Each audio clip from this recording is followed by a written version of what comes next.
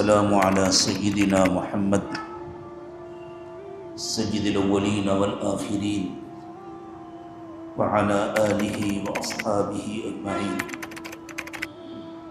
أما بعد فأعوذ بالله من الشيطان الرجيم. بسم الله الرحمن الرحيم. ما كان على النبي من حرج فيما فرض الله له سنة الله في الذين خلوا من قبل وكان أمر الله قدرا مقدورا. الذين يبلغون رسالات الله ويخشونه ولا يخشون أحدا إلا الله وكفى بالله حسيبا. ما كان محمد أبا أحد من رجالكم ولكن رسول الله وخاتم النبيين وكان الله بكل شيء عليما. يا أيها الذين آمنوا اذكروا الله ذكرا كثيرا وسبحوه بكرة وأصيلا. هو الذي يصلي عليكم وملائكته ليخرجكم من الظلمات إلى النور وكان بالمؤمنين رحيما. تحيتهم يوم يلقونه سلام وأعد لهم أجرا كريما.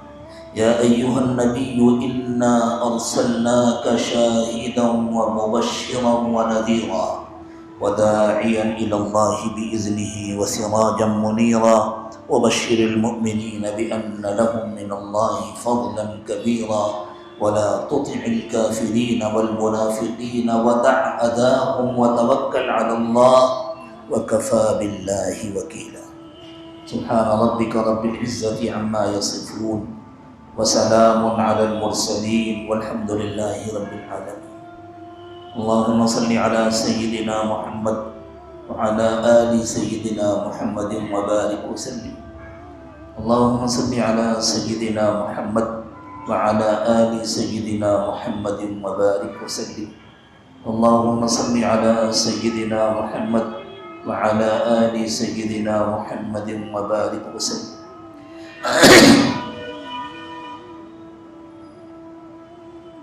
جس طرح سمندر کی سطح اوپر سے سادی سی نظر آتی ہے لیکن اپنے اندر بہت سارے خزانوں کو سمیٹے ہوتی ہے، اور شاید سمندر کی یہ تشبیہ بھی مکمل تشبیہ نہیں بن سکتی. کتنی نعمتیں ہوتی ہیں سمندر کے اندر، طرح طرح کی مچھلیاں ہوتی ہیں، مونگے ہوتے ہیں، سیپیں ہوتی ہیں، اندر بعض جگہوں پر قیمتی جڑی بوٹیاں ہوتی ہیں، عنبر ہوتا ہے اور نہ معلوم کیا کیا ہوتا ہے. یہی حال قرآن پاک کا ہے. قرآن پاک میں ایک مضمون بیان ہوتا ہے اور اس کے ضمن میں اتنے مضامین ہوتے ہیں کہ ان سب کو سمیٹ لینا کسی انسان کے بس میں نہیں.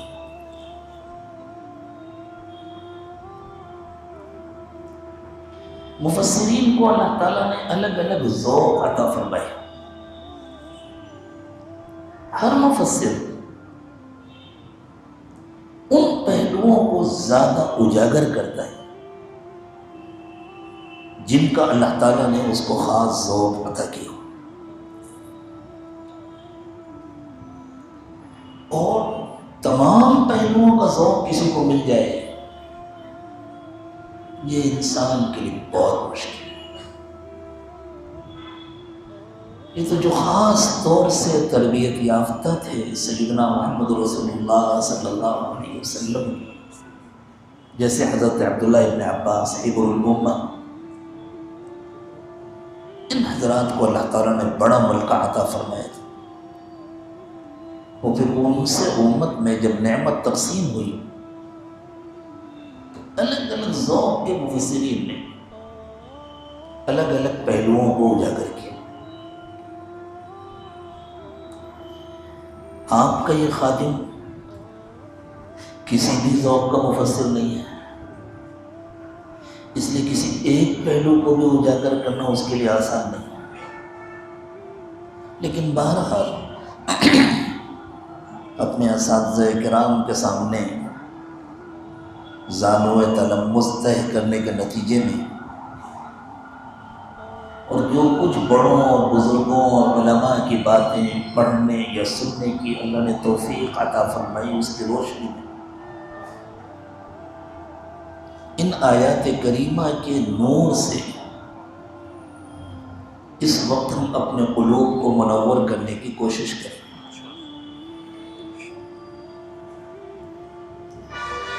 بسا اوقات قرآن پاک میں کوئی خاص حکم ہوتا ہے جس کا تعلق کسی خاص واقعے سے ہوتا ہے، لیکن وہ حکم عمومی ہوتا ہے۔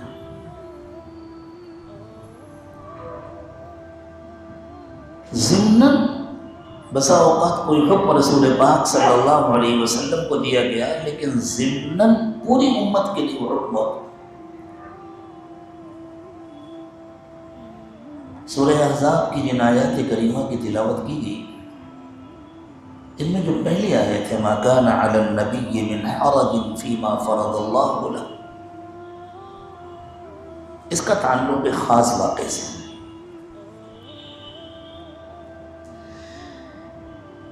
رسول اکرم صلی اللہ علیہ وسلم نے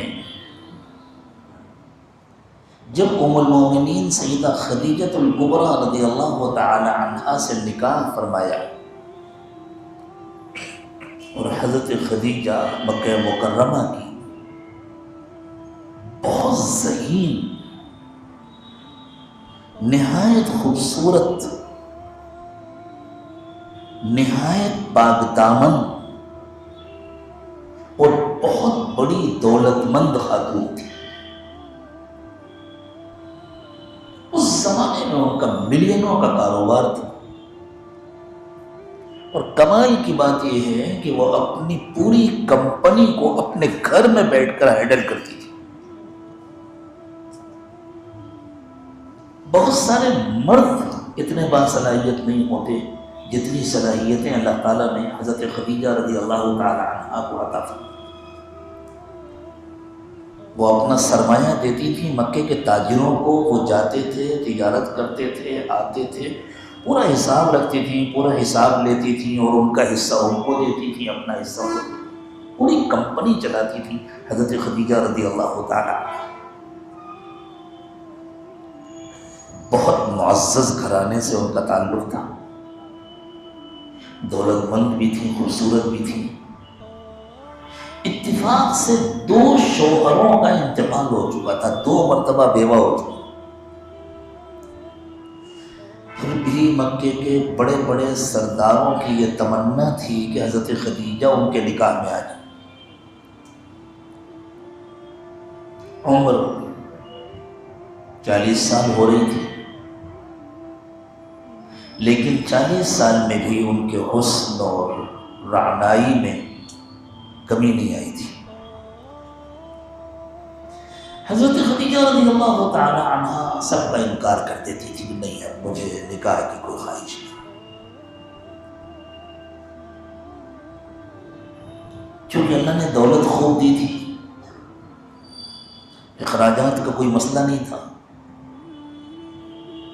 خود کاروبار کرنے نہیں جاتی تھی، اس لیے وقت بھی خوب فارغ ہوتا تھا۔ ان کے بہت قریبی رشتہ دار تھے حضرت ورقہ ابن نوفل۔ اس پورے پس منظر کو سمجھے بغیر بات نہیں سمجھ میں آئے گی، اس لیے اس پس منظر کا سمجھنا ضروری۔ حضرت ورقہ ابن نوفل ان چند گنے چنے لوگوں میں تھے جن کو شرک سے نفرت تھی۔ کچھ اور لوگ تھے اکا دکا مکہ مکرمہ، جیسے سیدنا عمر بن خطاب رضی اللہ تعالی عنہ کے ایک چچا تھے، ان کو بھی شرک سے نفرت تھی، انہوں نے شرک چھوڑ دیا تھا۔ بعض لوگوں نے تو شرک کی نفرت میں عرب مکے کو ہی چھوڑ دیا تھا۔ ان میں سے بعض بیچارے اسی حال میں دنیا سے چلے گئے تھے، بعض عیسائی ہو گئے تھے، یہ سمجھ کر کہ یہاں نبوی تعلیمات ہیں. حالانکہ عیسائیت نے بھی خوب شرکا کیا تھا. اللہ کا اصلی دین کہیں بچے ہی نہیں تھے. ایک ایک کر کے سارے چراغ بجھ گئے تھے. حضرت عمر رضی اللہ تعالی عنہ کے چچا کے مشہور اشعار ہیں: ربا واحدا ام الف رب ادین اذا تقسمت الامور تركت اللات والعزى جميعا كذاك يفعل الرجل البصير. میرے سمجھ میں نہیں آتا ایک کو خدا بناؤں یا سینکڑوں کو خدا سمجھوں. میں نے لات و عزیٰ سب کو چھوڑ دیا ہے، اور جو کام میں نے کیا ہے دنیا کا ہر سمجھدار آدمی یہی کام کرے گا. تو حضرت ورقہ ابن نوفل نے بھی بت پرستی چھوڑ دی تھی اور نصرانیت اختیار کر لی تھی. اور جو نصارہ کے پاس جو مذہبی لٹریچر تھا، جتنا کچھ ان کو میسر آ سکتا تھا وہ انہوں نے پڑھا تھا. کچھ نصرانی راہبوں سے، ان کے علماء سے کچھ سیکھا تھا. اپنے گھر میں رہتے تھے، گویا مکے کے ماحول سے ان کو گھٹن ہوتی تھی، اور جو لوگ ان کے قریب آ کر بیٹھتے تھے وہ ان سے کچھ دینی باتیں کرتے تھے. مختصر سی مجلس ہوتی تھی. حضرت خدیجہ ان کی قریب کی رشتہ دار تھی، دولت مند خاتون تھیں. دولت مندوں کے یہاں غلام ہوتے تھے، باندیاں ہوتی تھیں گھروں میں کام کرنے کے لیے. عام طور سے مکے کے تاجر آسودہ حال ہوتے تھے، تو خوب وقت ہوتا تھا حضرت خدیجہ کے پاس. اور حالات کو دیکھ کر کے ان کو گھبراہٹ ہوتی تھی کہ دنیا اس طرح کیسے چلے گی. بس جس کے ہاتھ میں لاٹھی اس کی بھینس، جنگل کا قانون ہے. جس کو موقع ملتا ہے دوسروں پر ظلم کرتا ہے، جو اس وقت حال ہے. اس طرح تو دنیا کا نظام نہیں چلا کرتا نا، تو دنیا کیسے چلے گی. وہ سکون پانے کے لیے، قلبی اطمینان کے لیے اپنے رشتے کے بھائی حضرت ورقہ ابن نوفل کے پاس جا کر بیٹھا کرتے. حضرت ورقہ ابن نوفل ان حالات پر اپنی تکلیف کا اظہار کرتے ہیں، اور ساتھ میں اپنے پاس آنے والوں کو تسلی دیتے ہیں کہ اس طرح دنیا نہیں چلے گی، دنیا کا نظام بدلنے والا ہے. جیسے رات کا اندھیرا جب بہت بڑھ جاتا ہے، اور ایک آدمی جس کو نہیں معلوم کہ رات کے بعد دن بھی آتا ہے، اندھیرے کے بعد اجالا بھی ہوتا ہے، وہ تو گھبرائے گا. اتنے اندھیرے میں نہ کوئی سفر کر سکتا ہے، نہ آدمی کوئی کام کر سکتا ہے، تو کیسے زندگی گزرے گی. تو کوئی سمجھدار اس کو تسلی دیتا ہے، پریشان مت ہو، اندھیرے کا بڑھ جانا اس بات کی علامت ہے کہ سورج نکلنے والا ہے. حضرت ورقہ ابن نوفل تذکرہ کرتے ہیں کہ اللہ کے آخری نبی کی پیدائش کا وقت آ گیا ہے، اور وہ مکے میں ہی پیدا ہوں گے. پھر جب حضرت ورقہ ابن نوفل نے یہ بتلایا کہ میں نے اب تک جو کچھ پڑھا ہے اس کی روشنی میں میرا دل مطمئن ہے کہ وہ پیدا ہو چکے ہیں، بس کچھ وقت باقی ہے کہ ان کی نبوت کا اعلان ہوگا. تو جب حضرت خدیجہ رضی اللہ تعالی عنہا کے کان میں یہ بات پڑھی کہ وہ پیدا ہو چکے ہیں،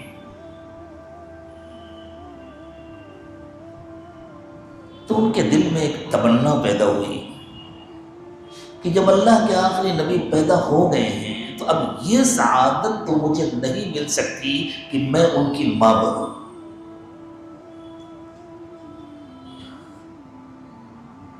لیکن میں ان کی خادمہ تو بن سکتی ہوں،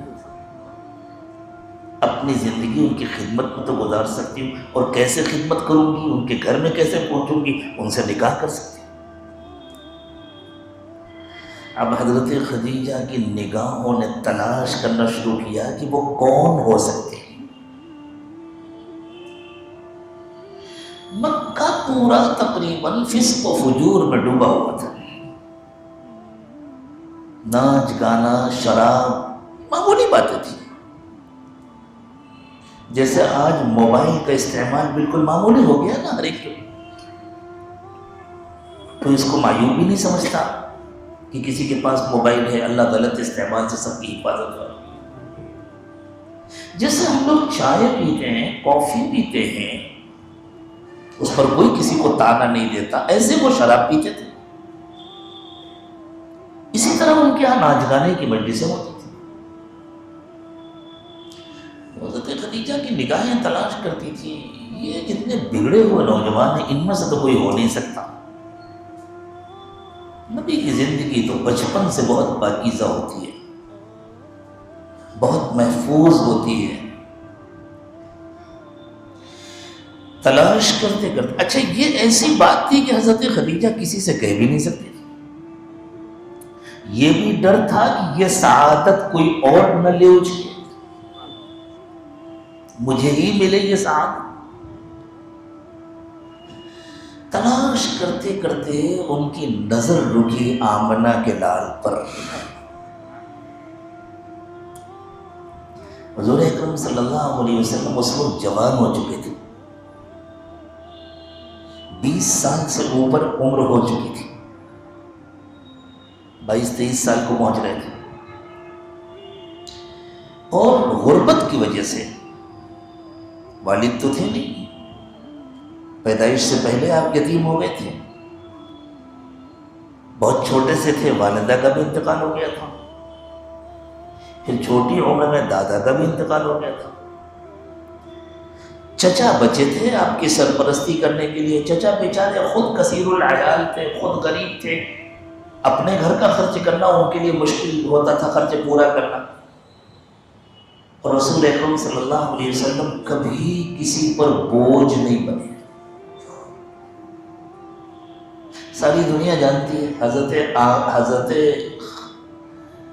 حلیمہ سعدیہ رضی اللہ تعالی عنہ حضور کو اپنے گھر لے گئی تھی، طائف میں، بنو سعد میں، اور 2 سال انہوں نے حضور کو دودھ پلایا تھا۔ لیکن واقعات پر نظر ڈال کر کوئی ہمیں بتلائے کہ انہوں نے حضور کو دودھ پلایا تھا یا حضور نے پورے گھر کو دودھ پلایا تھا۔ انہوں نے حضور کی پرورش کی تھی یا اس مدت میں حضور نے پورے گھر کی پرورش کی تھی؟ پورا گھر کھا پی رہا تھا حضور کی وجہ سے۔ وہ جس سواری پر مکہ آئی تھی وہ تو چلنے کے قابل نہیں تھی۔ عام طور سے لوگوں میں مشہور ہے کہ وہ اونٹنی تھی اور چلنے کے قابل نہیں تھی، یہ بات حقیقت کے خلاف ہے، وہ ایک گدھی تھی۔ ابن ہشام کی روایت ہے، اس میں صاف لفظ اتان آیا ہے، وہ ایک گدھی تھی۔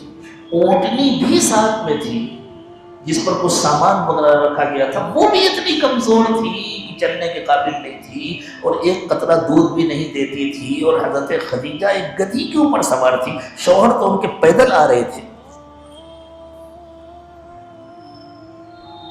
اتنی کمزور تھی وہ گدھی کہ پورے قافلے سے پچھڑ جاتی تھی۔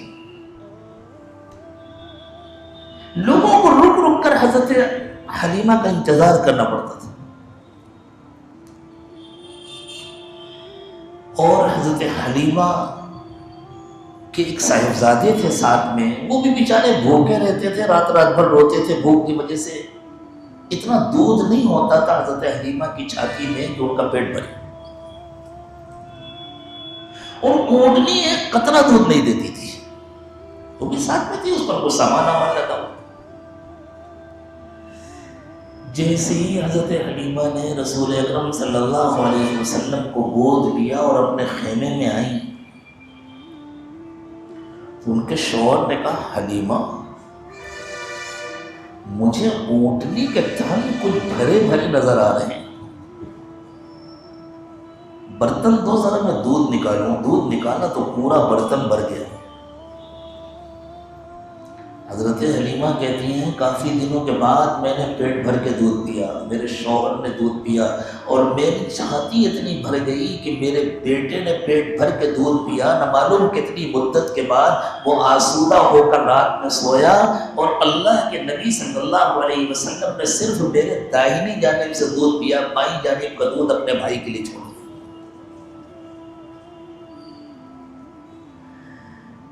حضرت حلیمہ تو حضور اکرم صلی اللہ علیہ وسلم کو ڈرتے ڈرتے لے کر آئی تھیں کہ شوہر کیا کہیں گے، جس بچے کا کوئی باپ نہیں اس کو لے کر آئی ہوئی کیا انعام ملے گا، لیکن شوہر کی زبان سے برجستہ نکلا حلیمہ یہ اس بچے کی برکت ہے۔ ابھی مکے میں تھے وہ حضرت،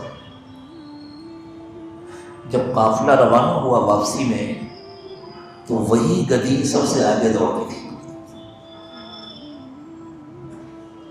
قافلے والوں نے یوں سمجھا کہ لگتا ہے جس گھر سے حلیمہ نے بچہ لیا ہے اس گھر والوں نے کوئی نئی سواری دے دی ہے حلیمہ کو تحفے میں، جیسے کسی کی پرانی گاڑی لے کر نئی گاڑی دے دی جائے تو وہ پوچھتے ہیں کہ حلیمہ تم نے کوئی نئی سواری لی ہے؟ تو حضرت حلیمہ کہتی دیکھو وہی نشان ہے، وہی دھبا ہے، یہ میری وہی سواری ہے، یہ میرے اس بچے کی برکت ہے۔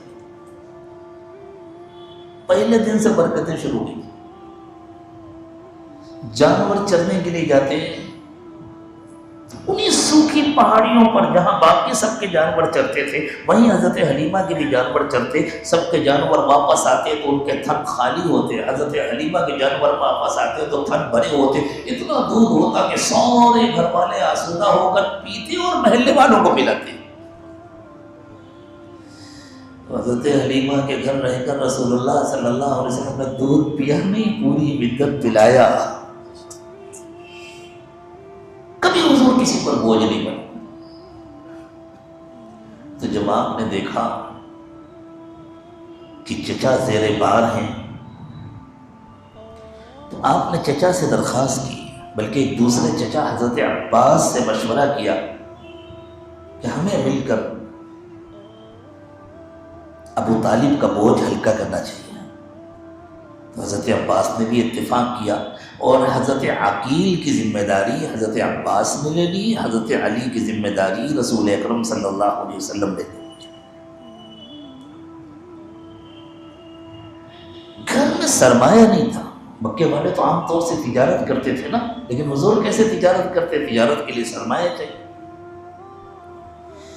حضور اکرم صلی اللہ علیہ وسلم مکے والوں کی بکریاں چراتے تھے اجرت پر۔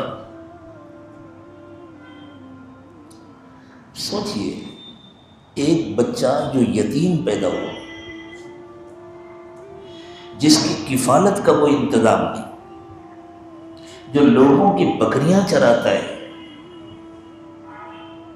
وہ اگر بگڑ جائے تو کس کو حیرت ہوگی؟ لیکن اس حال میں بھی رسول اکرم صلی اللہ علیہ وسلم کے کردار کی پاکیزگی ضرب المثل بنی ہوئی تھی۔ آپ کی زبان سے کبھی کوئی لفظ جھوٹ نہیں سنا گیا، سارا مکہ اعتراف کرتا تھا آپ صادق ہیں۔ آپ نے کبھی کسی کے ساتھ خیانت نہیں کی، کیونکہ اس زمانے میں جھوٹ خیانت یہ عام تھا، بلکہ اس کو ہوشیاری سمجھا جاتا تھا۔ جیسے کوئی وکیل جھوٹ بول بول کر کے کیس جیتے تو کوئی اس کو معیوب نہیں سمجھتا، فلاں وکیل صاحب بڑے ماہر ہیں، اپنے فن کے بڑے ماہر ہیں، بہت ہوشیار ہے۔ کوئی تاجر خوب دولت جمع کر لے تو کہا جاتا ہے بہت ہوشیار آدمی ہے، ایسے ڈیلنگ کرتا ہے، ایسے کماتا ہے، کسی کو اس کی پرواہ نہیں ہوتی حلال کماتا ہے کہ حرام کماتا ہے۔ اللہ کے نبی صلی اللہ علیہ وسلم کو اس ماحول میں مکہ مکرمہ میں صادق اور امین کہا جاتا تھا۔ حضرت خدیجہ رضی اللہ تعالی عنہ کی نگاہیں رک گئی، شاید محمد ہی ہوں گے صلی اللہ علیہ وسلم، لیکن اتنا بڑا فیصلہ کرنے سے پہلے پرکھنا تو چاہیے، جانچنا تو چاہیے۔ تو لوگ درخواست لے کر حضرت خدیجہ کی خدمت میں حاضر ہوتے تھے کہ ہم کو اپنا سرمایہ دے دیجیے، ہم کاروبار کریں گے۔ اور پھر حضرت خدیجہ دیکھتی تھی کہ بھئی اس کا کاروبار کا کتنے دن کا تجربہ ہے، کسی اناڑی کو کاروبار کے لیے پیسے نہیں دیے جاتے۔ کوئی سمجھدار آدمی کسی ناتجربے کار کو، کسی اناڑی کو کاروبار کے لیے پیسے نہیں دیتا، اس بیچارے کو کاروبار کرنا آتے ہی نہیں، ڈبا دے گا۔ حضرت خدیجہ رضی اللہ تعالی عنہ نے خود رسول اکرم صلی اللہ علیہ وسلم کے پاس پیغام بھیجا، میری خواہش ہے کہ آپ میرا مال لے کر جائیں، کاروبار کریں، اور ڈر تھا دل میں کہیں محمد انکار نہ کر دے، مجھے ضرورت نہیں ہے، میں بکریاں چراتا ہوں، میری ضرورت پوری ہو جاتی ہے، مجھے زیادہ مال کی ضرورت نہیں ہے، یہ ڈر تھا کہیں انکار نہ کر دے۔ اس لیے پہلے ہی کہلا بھیجا کہ میں جتنا % دوسروں کو دیتی ہوں اس سے زیادہ آپ کو دوں گی۔ کوئی اناڑی اور نا تجربے کار کو کم % پر بھی اپنا پیسہ نہیں دیتا کہ کہیں ڈوب نہ جائے۔ حضرت خدیجہ زیادہ کی پیشکش کی۔ حضور اکرم صلی اللہ علیہ وسلم تیار ہو گئے کہ اللہ تعالیٰ کی طرف سے یہ موقع ہے۔ اب حضرت خدیجہ رضی اللہ تعالی عنہ نے اپنے غلام کو حضور کے ساتھ کیا اور یوں کہا یہ میرا غلام ہے، یہ آپ کی خدمت کرے گا، یہ آپ کا ہاتھ بٹائے گا، اور غلام سے کہا مجھے پورے سفر کی مکمل رپورٹ چاہیے، تمہیں ہر بات پر نظر رکھنی ہے۔ یہ حضور نے اپنے حضرت خدیجہ نے اپنے غلام کو کاروبار کی نگرانی کے لیے نہیں بھیجا، حضور کی زندگی پر نظر رکھنے کے لیے، مجھے پوری رپورٹ چاہیے۔ وہ ساتھ میں گئے، انہوں نے دیکھا دھوپ میں سفر کر رہے ہیں سب لوگ، محمد صلی اللہ علیہ وسلم کے لیے دھوپ نہیں ہے، ایک چھتری ساتھ ساتھ چلتی ہے، ایک بادل ہے جو مستقل سایہ کیے رہتا ہے، انہوں نے یاد رکھا اس بات کو۔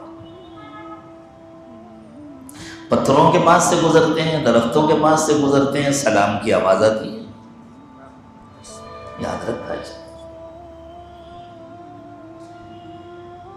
ملک شام میں تشریف لے گئے اللہ کے نبی صلی اللہ علیہ وسلم۔ عام طور سے جو سامان لوگ لے کر گئے ہوتے تھے ان کو بیچنا ہوتا تھا، اور پھر وہاں بازار میں کچھ خریدنا کچھ بیچنا، کچھ خریدنا کچھ بیچنا، ادھر کا ادھر ادھر کا ادھر، تاجر جیسے کرتے ہیں۔ اللہ کے نبی صلی اللہ علیہ وسلم جو سامان خریدنا چاہتے وہ آپ کو کم بھاؤ میں مل جاتا، جب بیچنا چاہتے تو زیادہ بھاؤ میں بکتا۔ پرانے تجربے کار تاجر، چونکہ قافلے بڑے بڑے ہوتے تھے، بڑے بڑے قافلے ہوتے تھے، کسی کو اتنا نفع نہیں ہوا جتنا حضور کو نفع ہوا۔ یہ غور سے دیکھ رہے ہیں۔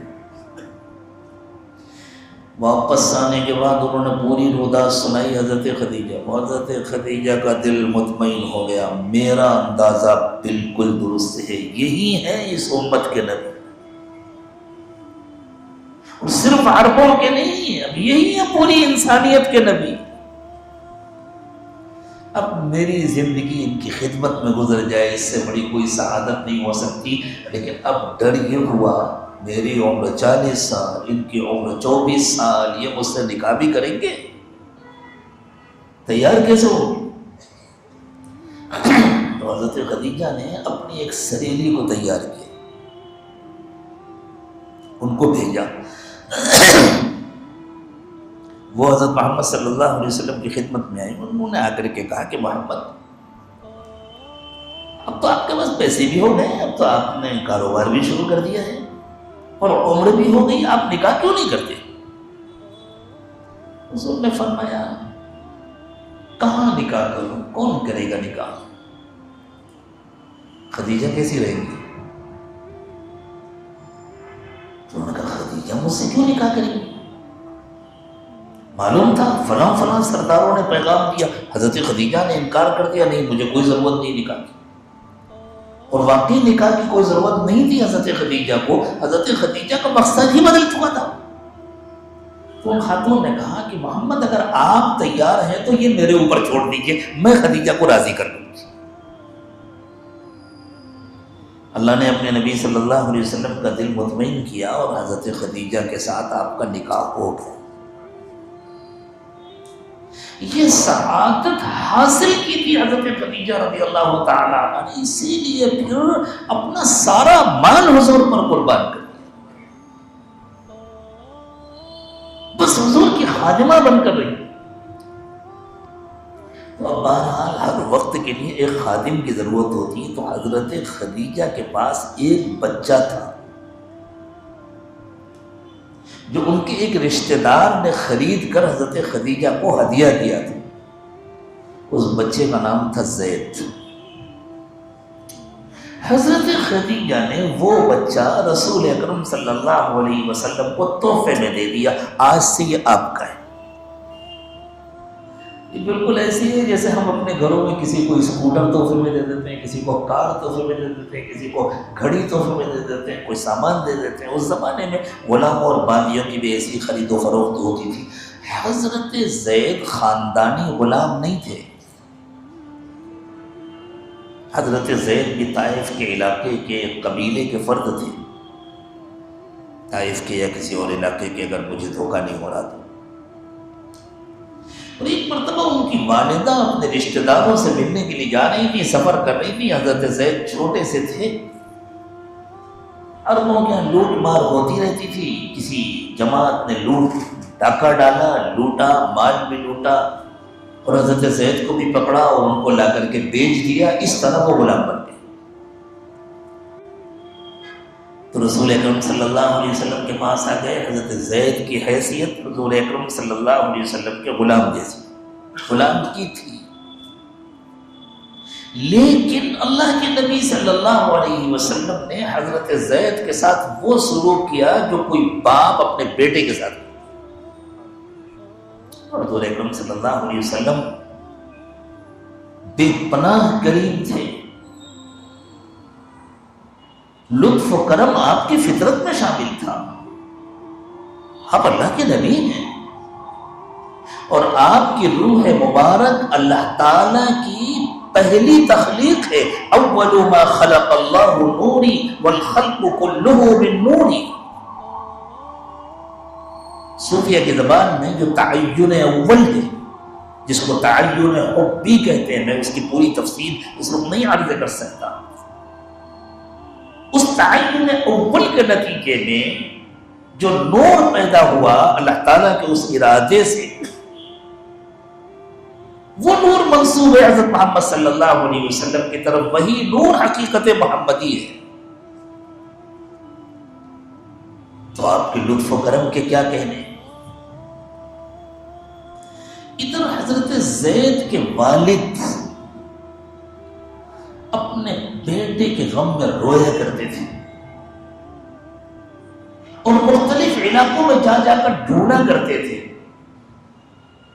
کہ پتہ نہیں ڈاکوؤں نے میرے بچے کو کہاں بیچا ہوگا، جہاں مل جائے میں اس کی قیمت ادا کروں اور اپنے بچے کو لے کر آئے۔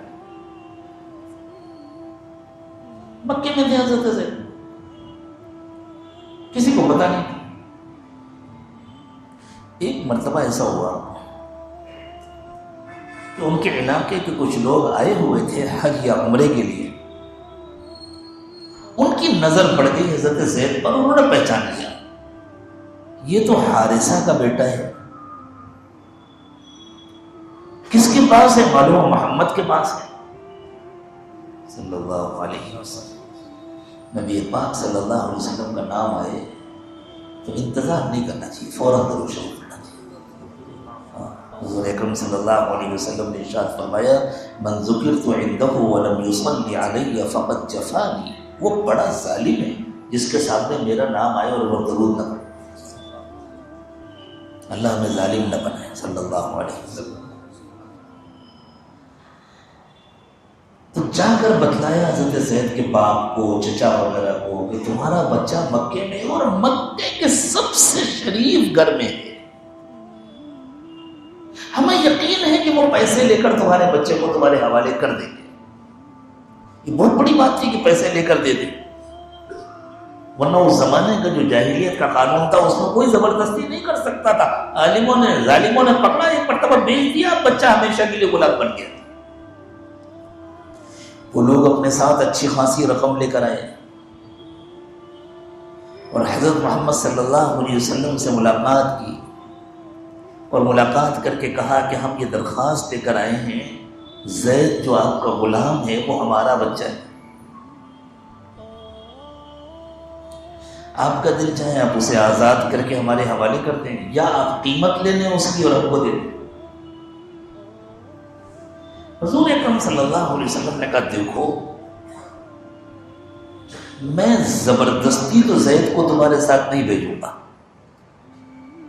میں زید کو بلا کے پوچھ لیتا ہوں، اگر وہ مجھ کو چھوڑ کر تمہارے ساتھ جانے کو تیار ہے تو میں کوئی قیمت نہیں لوں گا، خوشی سے بھیج دوں گا،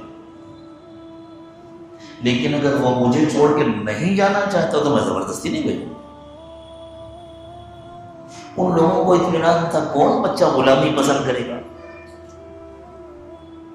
حضرت زید کو بلایا اللہ کے نبی صلی اللہ علیہ وسلم، بلا کر پوچھا زید پہچانتے ہو یہ کون ہے؟ حضرت زید نے کہا جی حضور یہ میرے والد ہیں، یہ میرے چچا ہیں، میں پہچانتا ہوں۔ بیٹا یہ تم کو لینے آئے ہیں، میں تم کو اختیار دیتا ہوں، جانا چاہتے ہو تو میں کچھ نہیں لوں گا، خوشی سے اجازت دے دوں گا، لیکن اگر میرے پاس رہنا چاہتے ہو تو میں زبردستی نہیں بھیجوں گا۔ حضرت زید نے کہا میں آپ کو چھوڑ کے کہیں نہیں جانا چاہتا۔ باپ اور چچا حیران ہو گئے، یہ ہمارا بچہ غلامی کے مقابلے، آزادی کے مقابلے میں غلامی کو ترجیح دے رہا ہے۔ حضور اکرم صلی اللہ علیہ وسلم کا دل خوش ہو گیا، آپ نے حضرت زید کا ہاتھ پکڑا اور ان کے گھر والوں سے کہا آپ لوگ بھی میرے ساتھ آئے۔ حرم پاک میں تشریف لے گئے، جہاں عام طور سے مکے والے جمع ہوتے تھے، ان کے سردار جمع ہوتے تھے، وہاں جا کر آپ نے ہاتھ پکڑ کر اعلان کیا آج سے زید میرا بیٹا ہے۔ اور وہ کیا یہ بہت اہم بات ہوتی تھی، اگر کسی کو منہ سے بیٹا کہہ دیا گیا تو وہ حقیقی بیٹا سمجھا جاتا تھا، اس لیے حضرت زید کو زید ابن محمد کہا جانے لگا۔ اور گھر والوں نے کہا ہمارے لیے اس سے زیادہ عزت کی کیا بات ہو سکتی تھی کہ قریش کے فرد فرید محمد ابن عبداللہ نے ہمارے بچے کو اپنا بیٹا بنا لیا، اپنے گھر لے جانے کے مقابلے میں ہم اس سے زیادہ خوش ہیں، جب ہمارا دل چاہے گا ہم آ کے مل لیا کریں گے۔ اور اس دن سے حضرت زید ابن محمد بن گئے۔ یہ واقعہ پیش آیا تھا اعلان نبوت سے پہلے۔ عربوں کے ہاں منہ بولے بیٹے کو حقیقی بیٹا سمجھا جاتا تھا، وہ وراثت میں حصے دار بھی ہوتا تھا اور حقیقی بیٹے کے ساتھ جو رشتوں کی نزاکتیں ہوتی ہیں، مثلا اس کی بیوی حضور کی بیٹی بن جاتی ہے، اگر وہ کسی وجہ سے علیحدہ ہو جائے بیٹے سے، یا بیٹے کا انتقال ہو جائے اور بیوہ ہو جائے تو کسی اور جگہ اس کا نکاح ہو سکتا ہے، لیکن حضور کے ساتھ نکاح نہیں ہو سکتا، اس کے کسی دوسرے بیٹے سے نکاح ہو سکتا ہے، لیکن حضور تو باپ بن گیا، اس کے ساتھ نکاح نہیں ہو سکتا۔ یہ ایک غلط طریقہ تھا جو عربوں میں رائج تھا، اور آج بھی جہاں منہ بولے بیٹوں کو حقیقی بیٹا سمجھا جاتا ہے، وہاں نہ معلوم کتنی برائیاں پیدا ہوتی ہیں۔ منہ بولا بھائی، منہ بولا بیٹا، وہ خاص موقع پر راکھی باندھ کر کے بھائی بن جاتے ہیں اور بہن بن جاتی ہیں، اور پھر ان بھائیوں اور بہنوں کے درمیان کیا کیا ہوتا ہے اللہ کی پناہ، ان کا تذکرہ کرنے کی ضرورت ہے، بتلانے کی بھی ضرورت نہیں، مجمع کو شاید بات کرنے والے سے زیادہ وہ تفصیلات معلوم ہیں۔ اس رواج کو اللہ تعالیٰ ختم کرنا چاہتے ہیں۔ دوسری بات، عربوں کے یہاں ایک اونچ نیچ کا تصور تھا، جیسے ہمارے یہاں ہندوستان میں بعض قوموں کو اونچا سمجھا جاتا ہے، بعض قوموں کو نیچے سمجھا جاتا ہے، اور پھر سے مسلمانوں نے اس مصیبت کو اپنے گھر میں دعوت دے دی، اور خاص طور سے غلام چاہے جتنا سمجھدار ہو، چاہے جتنا خوبصورت ہو، چاہے جتنا تعلیم یافتہ ہو، اس کو آزاد لوگوں کے برابر نہیں سمجھا جاتا تھا۔ یہ اسلام کی دین ہے کہ اسلام نے غلاموں کو اتنا بلند مقام عطا کیا، علم کی وجہ سے، ایمان کی وجہ سے، تقوی کی وجہ سے، کہ بڑے بڑے خاندانوں کے لوگ آ کر کے ان کے سامنے ادب اور احترام سے بیٹھا کرتے۔ حضرت سالم مولا عبداللہ غلام تھے اور اپنے وقت کے بڑے جلیل القدر عالم تھے، بڑے بڑے ان کے احترام میں آ کر بیٹھتے تھے، بڑے بڑے حکمراں گورنر ان کے سامنے آ کر کے ادب سے بیٹھا کرتے. حضرت بلال رضی اللہ تعالی عنہ غلام تھے. سیدنا عمر رضی اللہ تعالی عنہ فرمایا کرتے تھے بلال سیدنا، بلال تو ہمارے سر کا تاج ہیں، بلال تو ہمارے سردار ہیں. اور تو سمجھا جاتا تھا کہ کسی ان کے خیال کے مطابق کسی ادنا خاندان والے کا رشتہ اعلیٰ خاندان والے کے ساتھ تو ہو ہی نہیں سکتا. اللہ تعالیٰ بیک وقت دو برائیوں پر تیچا چلانا چاہتے تھے، دو خرابیاں ختم کرنا چاہتے تھے. اس لیے رسول اکرم صلی اللہ علیہ وسلم کی ایک رشتے کی بہن تھی. حضور اکرم صلی اللہ علیہ وسلم نے ان کے گھر پیغام بھیج دیا حضرت زید کا. بڑی عجیب سی بات تھی. قریش کی خاتون، آزاد خوبصورت نوجوان خاتون، اور ان کا رشتہ ایک غلام کے ساتھ ہو. لیکن چونکہ پیغام بھیجا تھا حضرت محمد صلی اللہ علیہ وسلم نے، اس لیے انکار کی کوئی گنجائش نہیں تھی. وَمَا كَانَ لِمُؤْمِنٍ وَلَا مُؤْمِنَةٍ اِذَا قَضَى اللَّهُ وَرَسُولُهُ أَمْرًا أَن يَكُونَ لَهُمُ الْخِيَرَةُ مِنْ أَمْرِهِمْ. اسی سورہ احزاب کی آیت ہے کہ اگر اللہ اور اس کے رسول کوئی فیصلہ کرتے ہیں تو کوئی ایمان والا مرد یا عورت اس سے انکار کر ہی نہیں سکتا. دوسرا کوئی اختیار اور کوئی آپشن ہی نہیں بچتا. حضرت زید کا ان کے ساتھ نکاح ہو گیا. یہ کتنی بڑی قربانی تھی خاتون کی، آج کے حالات میں تصور کرنا مشکل، لیکن انہوں نے اس کو برداشت کیا. پھر اللہ تعالیٰ چاہتے تھے، چونکہ یوں سمجھا گیا کہ اب وہ حضور کی بہو بن گئی، تو اللہ تعالیٰ دوسری خرابی کو بھی مٹانا چاہتے تھے. اور وہ دوسری خرابی کیسے مٹے گی کہ اب ان کی علیحدگی ہو اور اللہ کے نبی صلی اللہ علیہ وسلم ان سے نکاح فرمائے، اس کے بغیر وہ دوسری خرابی نہیں مٹ سکتی. اس لیے اللہ تعالیٰ نے دنیا کو اللہ نے دارالاسباب بنایا ہے. اس لیے اللہ نے ان کے رشتے میں کچھ ایسے حالات پیدا کر دیے کہ ان کی نبھتی نہیں تھی. اللہ یہی چاہتے تھے کہ نہ نبھے. ایسے موقعوں پر بعض لوگ کہہ دیتے ہیں نا کہ دیکھو بے جوڑ شادی ہوئی تھی اس لیے نہیں نبھی. یہ کفر ہے، یہ کہنا کفر ہے، ایمان چلے جانے کا خطرہ ہے. بے جوڑ شادی اللہ کے نبی کرائیں گے؟ نہیں، اللہ تعالیٰ کی یہی منشا تھی کہ نہ نبھے. اور حضور اکرم صلی اللہ علیہ وسلم کو اللہ تعالیٰ کی طرف سے اس کی اطلاع دے دی گئی تھی کہ یہ رشتہ بہت دن باقی نہیں رہے گا، یہ رشتہ ٹوٹے گا، پھر یہ نکاح آپ کے ساتھ ہوگا. اللہ، یہ وہ زمانہ تھا، یہ غزوہ احزاب کے قریب قریب کا زمانہ ہے جب منافقین نے اپنا بڑا زور لگایا ہوا تھا. ہر قسم کا فساد برپا کرنے کی کوششیں ہو رہی تھی. یہودی دیکھ رہے تھے کہ ہر میدان میں حضور اکرم صلی اللہ علیہ وسلم کو کامیابی مل رہی ہے، اور حضور اکرم صلی اللہ علیہ وسلم کے اخلاق اور کردار کا سکہ پورے عرب میں جم رہا ہے، تو وہ حضور کے کردار پر حملہ کرنا چاہتے تھے. ان کو معلوم تھا اب تلوار کے ذریعے ہم کامیاب نہیں ہو سکتے، تو وہ حضور کے کردار کو مطعون کرنا چاہتے تھے. انہی دنوں میں ان لوگوں کو موقع مل گیا تھا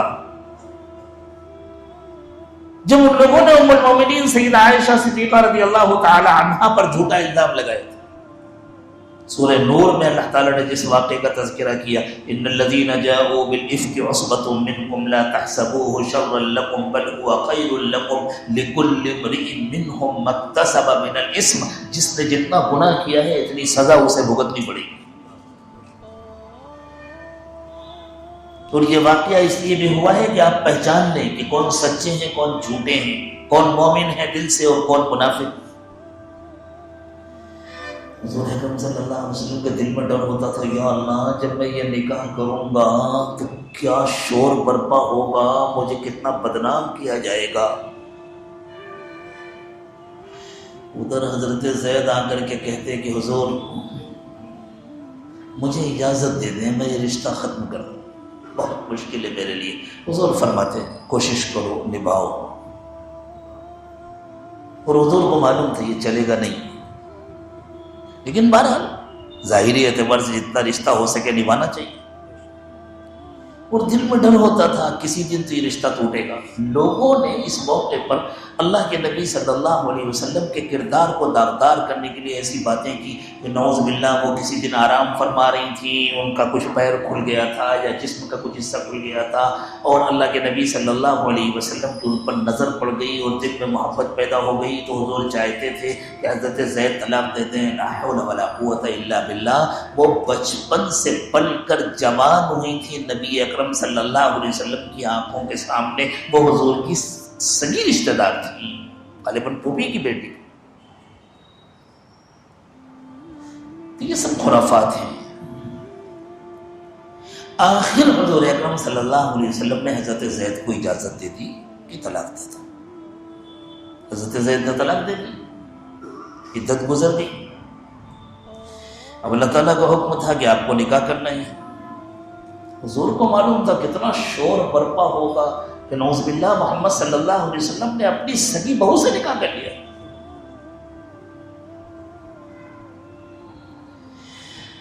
اگر یہ کام حضور نہ کرتے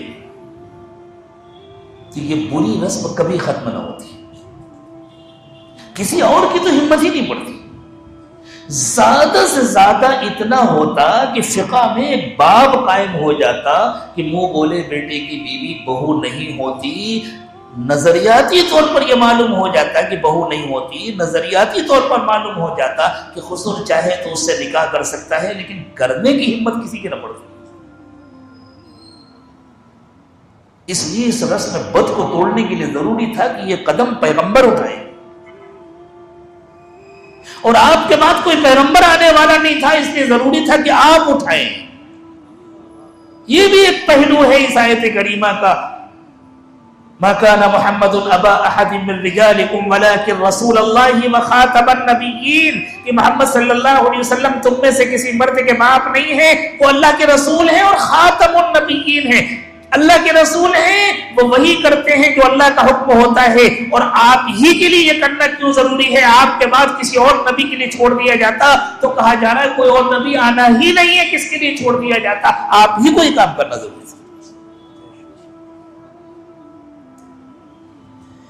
پھر اللہ تعالیٰ نے اس کا انتظار نہیں فرمایا کہ حضور اکرم صلی اللہ علیہ وسلم ان کو پیغام دیں اور کوئی قبول کرے اور پھر باقاعدہ نکاح ہو۔ اللہ نے ان کا حضور کے ساتھ نکاح کر کے چلا کر دیا، ہم نے نکاح کر دیا۔ بڑا شور برپا ہوا، بڑا شور برپا، لیکن اللہ کے نبی صلی اللہ علیہ وسلم کی بعثت ہوئی ہے دین کی تکمیل کے لیے۔ الیوم اکملت لکم دینکم واتممت علیکم نعمتی ورضیت لکم الاسلام دینا۔ تو آپ کا تو کام یہ ہے کہ جو اللہ کا حکم ہے وہ پورا کریں۔ جس وقت حضور اکرم صلی اللہ علیہ وسلم کے دل میں سب خطرہ ہو رہا تھا کہ سب لوگ کیا کہیں گے، اس وقت اللہ تعالیٰ آپ کو تسلی دے رہے اور فرما رہے ہیں ما کان علی النبی من حرج فیما فرض اللہ له، اللہ نے نبی کے لیے جو طے کر دیا ہے اس پر عمل کرنے میں نبی کے دل میں کوئی کھٹکا نہیں آنا چاہیے۔ آپ سے پہلے بھی جن لوگوں کا انتخاب ہوا ہے بندوں تک اللہ کا پیغام پہنچانے کے لیے، ان کا بھی ہمیشہ یہی کردار رہا ہے کہ انہوں نے اللہ کے حکم پر عمل کرنے میں کسی کی پرواہ نہیں کی۔ آپ تو ان سب کے امام و سردار ہیں، آپ کو بھی کسی کی پرواہ نہیں کرنی چاہیے۔ ما کان علی النبی من حرج فیما فرض اللہ له، اللہ نے اپنے نبی کے لیے جو طے کر دیا ہے، جو فیصلہ کر دیا ہے، اس پر عمل کرنے میں نبی کے دل میں کوئی کھٹکا نہیں ہونا چاہیے۔ سنت اللہ فی الذین خلوا من قبل، آپ سے پہلے، عجیب بات ہے، بجائے اس کے کہ اللہ تعالیٰ ڈائریکٹ کہتے آپ کے دل میں کھٹکا نہیں ہونا چاہیے، آپ سے پہلے غائبانہ خطاب کر رہے ہیں۔ کہیں حضور کو یہ نہ لگے کہ اللہ تعالیٰ کہیں ناراض ہو کر تو مجھ سے یہ بات نہیں کہہ رہے، اس لیے غائبانہ خطاب کر رہے ہیں۔ نہیں، نبی کو کچھ نہیں سوچنا چاہیے، بس اللہ کا حکم پورا کرنا چاہیے۔ سنت اللہ فی الذین خلوا من قبل، ان سے پہلے بھی وہ تمام لوگ جن کو اللہ تعالیٰ نے دنیا میں اپنا پیغام انسانوں تک پہنچانے کے لیے بھیجا تھا۔ وَكَانَ أَمْرُ اللَّهِ قَدَرًا مَقْدُورًا، اور اس کے بعد الَّذِينَ خَلَوْا مِن قَبْلِ کی وضاحت ہو رہی ہے، الَّذِينَ يُبَلِّغُونَ رِسَالَاتِ اللَّهِ وَيَخْشَوْنَهُ وَلَا يَخْشَوْنَ أَحَدًا إِلَّا اللَّهَ، کہ وہ سارے لوگ جن کا اللہ تعالیٰ کی طرف سے انتخاب ہوا تھا اللہ کے پیغامات کو بندوں تک پہنچانے کے لیے، اور جو صرف اللہ سے ڈرتے تھے، اللہ کے سوا کسی سے نہیں ڈرتے تھے، اور اللہ ہی کافی ہے حساب لینے کے لیے، اللہ ہی کافی ہے اس کے لیے کہ دل میں صرف اللہ کا ڈر ہو۔ ان کا بھی یہی طریقہ تھا، آپ کا بھی یہی طریقہ ہونا چاہیے۔ اور درمیان میں کہا گیا وَكَانَ أَمْرُ اللَّهِ قَدَرًا مَقْدُورًا، اور یہ اچانک کوئی فیصلہ نہیں ہوا، یہ تو روز اول سے طے تھا۔ آپ کے پاس زید کو بھیجا ہی اسی لیے گیا تھا تاکہ پہلے زید آپ کے بیٹے بنے، آپ منہ بولا بیٹا بنائیں، حضرت زید کو یہ عزت ملے، اور اس کے بعد پھر لوگوں کو بتلایا جائے کہ منہ بولا بیٹا حقیقی بیٹا نہیں ہوا کرتا۔ اور پھر حضرت زید کا تو نکاح ہی کرایا گیا تھا اسی لیے تاکہ یہ رسم بد ٹوٹے اور لوگوں کو معلوم ہو جائے کہ اونچ نیچ کوئی چیز نہیں ہے، دنیا کے تمام انسانوں کو اللہ نے ایک ماں باپ سے پیدا کیا ہے۔ یا ایھا الناس انا خلقناکم من ذکر وانثى وجعلناکم شعوبا وقبائل لتعارفوا، انسانوں ہم نے تم کو ایک مرد اور ایک عورت سے پیدا کیا ہے، تمہارے خاندان، تمہاری قومیں، تمہارے قبیلے، تمہارے سرنیم یہ صرف پہچان کے لیے ہیں۔ ان اکرمکم عند اللہ اتقاکم، کسی خاندان میں پیدا ہو جانے سے عزت نہیں ملتی، تقوی کے ذریعے عزت ملتی ہے۔ جس کے دل میں جتنا زیادہ تقوی ہوگا اللہ کے ہاں اس کا اتنا بلند مقام ہوگا۔ تو یہ سب کچھ تو اللہ تعالیٰ کے پہلے سے طے تھا، آپ کی پیدائش سے پہلے سے طے تھا۔ وَكَانَ أَمْرُ اللَّهِ قَدَرًا مَقْدُورًا، اللہ کے ہاں یہ طے تھا، یہ ہو کر کے رہے گا۔ اور کسی ذہن میں یہ سوال نہ آئے کہ بہو سے کیسے شادی ہو سکتی ہے؟ اللہ جواب دے رہے ہیں، محمد صلی اللہ علیہ وسلم کا کوئی بیٹا ہی نہیں ہے تو بہو کیسے ہوگی؟ مَا كَانَ مُحَمَّدٌ أَبَا أَحَدٍ مِّن رِّجَالِكُمْ، محمد صلی اللہ علیہ وسلم تم میں سے کسی مرد کے باپ نہیں ہے۔ حضور اکرم صلی اللہ علیہ وسلم کے جو بیٹے ہوئے ان کا بچپن میں انتقال ہو گیا، کوئی جوانی کی عمر تک نہیں پہنچی۔ اچھا ٹھیک ہے وہ حضور کی بہو نہیں تھی، لیکن حضور ہی کے لیے کرنا کیوں ضروری ہے؟ ولیکن رسول اللہ، وہ اللہ کے رسول ہے، وہ نہیں کرے گا تو کون کرے گا؟ اچھا تو کیا ضروری تھا کہ آپ ہی کرتے؟ کسی اور رسول کے ذریعے یہ کام لیا جاتا، کسی اور نبی کے ذریعے یہ کام لیا جاتا۔ وہ خاتم النبیین، وہ آخری نبی ہے، ان کے بعد کوئی نبی آنے والا نہیں، اس لیے انہی کا کرنا ضروری ہے۔ یہ تو ہے وہ اصل مضمون جس کی خاطر یہ آیات کریمہ نازل ہوئی ہیں، لیکن اس کے ساتھ ساتھ اس میں اور کیا کیا چھپا ہوا ہے ان سب کا احاطہ کر لینے کا تو کوئی دعویٰ کر ہی نہیں سکتا۔ میرا جیسا طالب علم کیا دعویٰ کرے گا؟ لیکن ہمارے لیے سمجھنے کی کیا باتیں؟